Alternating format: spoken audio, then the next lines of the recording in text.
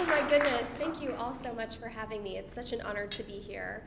I want to first dive into the scholarship aspect of why a large part of why I'm here tonight. So Miss America, in addition to Saja, is one of the largest scholarship providers to young women, specifically Miss America, obviously.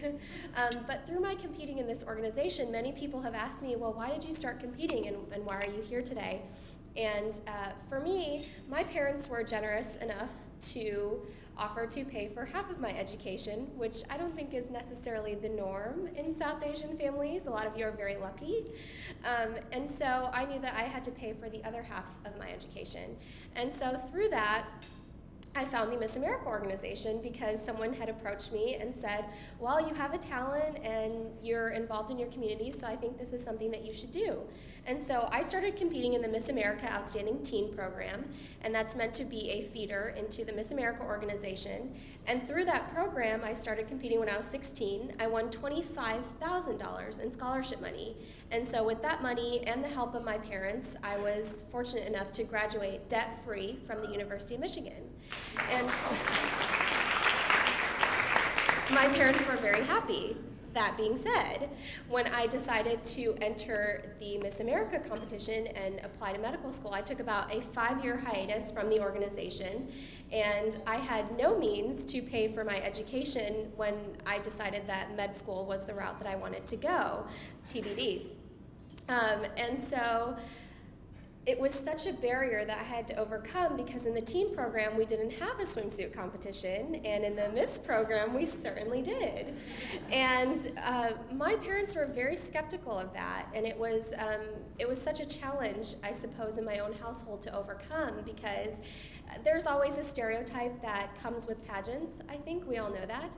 But that being said, what many people don't see on the live telecast is that we have a 10-minute private interview with a panel of 7 judges, and they can ask us anything from your platform, which mine is celebrating diversity through cultural competency, to any kind of question that's going on in the world, whether it be a current event or how we can relate to peers. And so they don't see that, but also a huge part of why I wanted to compete in the Miss America organization was that I truly believed that Miss America has always branded themselves as the girl next door, and we've all seen her, and she's been an American icon for years and years. But the reality of the situation is that we don't live in a country that's as simple as black and white anymore.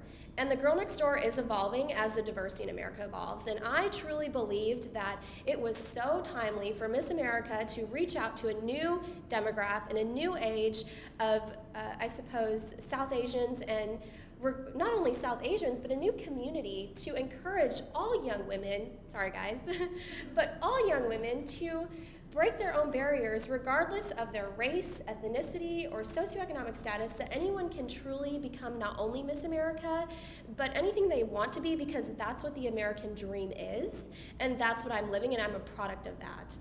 And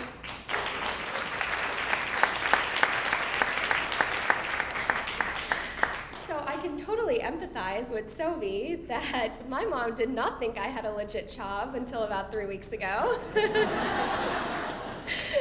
But honestly, it's been a huge honor because this year isn't about me, it's about us. And it's a very humbling experience, and I could not be more proud to represent all of you and share my year of service with all of you. So thank you so much for your love and your support and your constant tweets and words of encouragement, because know that they're all being read and they're all very heartfelt. So thank you so much.